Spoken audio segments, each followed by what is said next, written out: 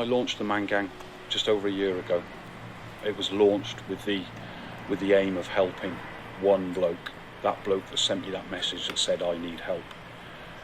Since then, we've kind of held that as our motto. We just want to reach just one bloke and help them come to terms with whatever it is that's troubling them, and not to make a permanent decision over a temporary problem.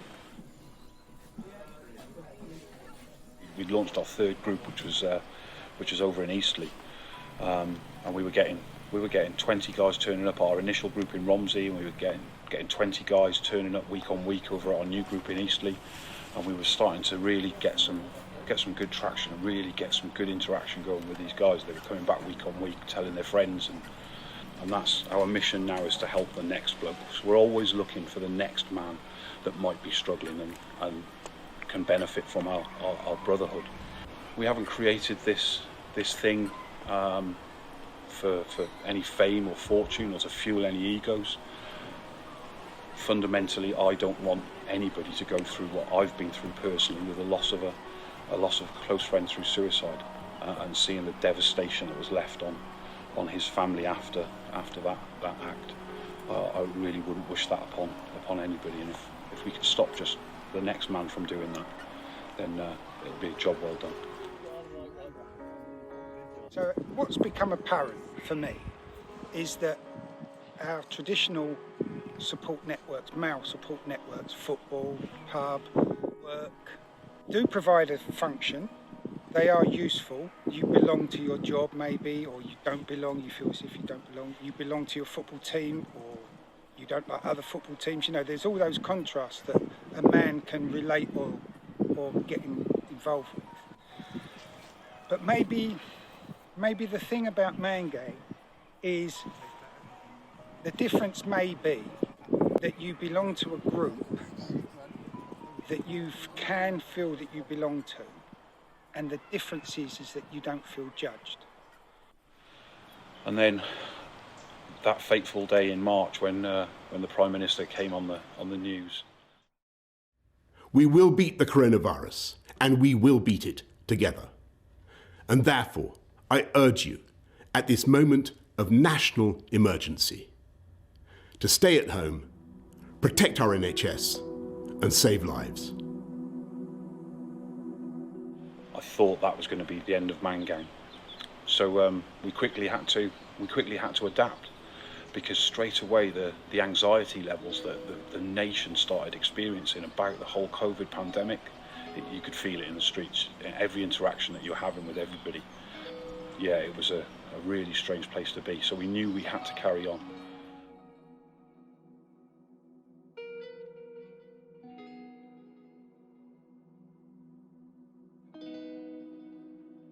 So we quickly adapted, and we started launching Zoom meetings. And it was nothing unusual. Everybody soon moved onto Zoom, onto a platform that probably nobody had heard of. And then our lives started to be almost overtaken by it. So we started doing our meetings. We started interacting over Zoom. We've got a WhatsApp group that keeps running in the background. So we almost have a 24/7 support network that we've got in place. But the effect that this is having, and we notice this in the group every week. We've had a raft of new guys turning up, guys that may have survived the furlough situation. They may have got through the first bits of the pandemic on their savings and bits and pieces, and now things are starting to dwindle out, and their anxiety levels are starting to rise as well. And yeah, we're getting these guys coming in, and they don't know which way to turn.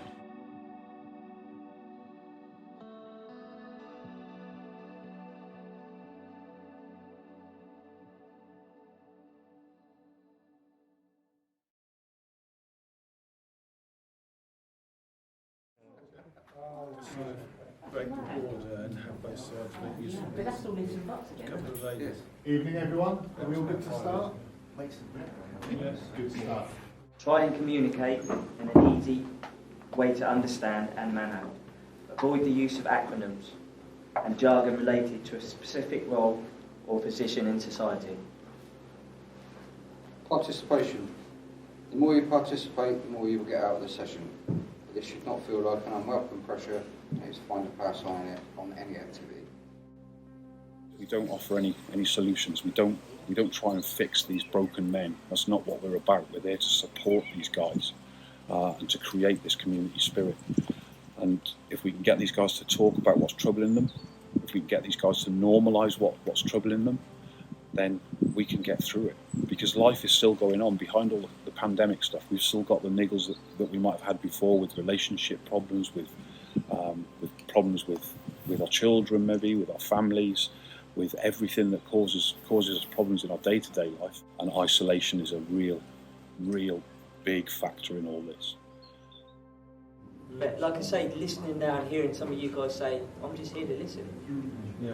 That's give me peace of mind. I think the beauty is as well, we can't predict the future, mate. Do you know what I mean? No. We don't know what's going to happen. No. You don't know what's going to happen in the next 2 weeks until you No, next you're come right. back. So. Yeah. It's an amazing thing to witness.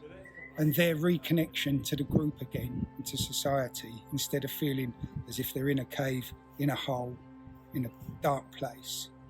It's just incredible. I hope everyone experiences it at some time, because it's such a wonderful thing to experience. This is after listening to the men that turn up and their fears of it being professional, their fears of not coming to something if it's NHS driven or it's commercially driven. I hope that every single person out there that's maybe like drinking too much or is giving themselves a hard time or giving a partner a hard time finds their way to a group like this. Yeah. But I still think it's just as important to recognise the people that have come here. They've set the level. If somebody wants to be part of the gang, then they've got to be open and they've got to be honest. And once they start being open and honest, they realise they're not alone, and they can actually become this better person, the best version of themselves.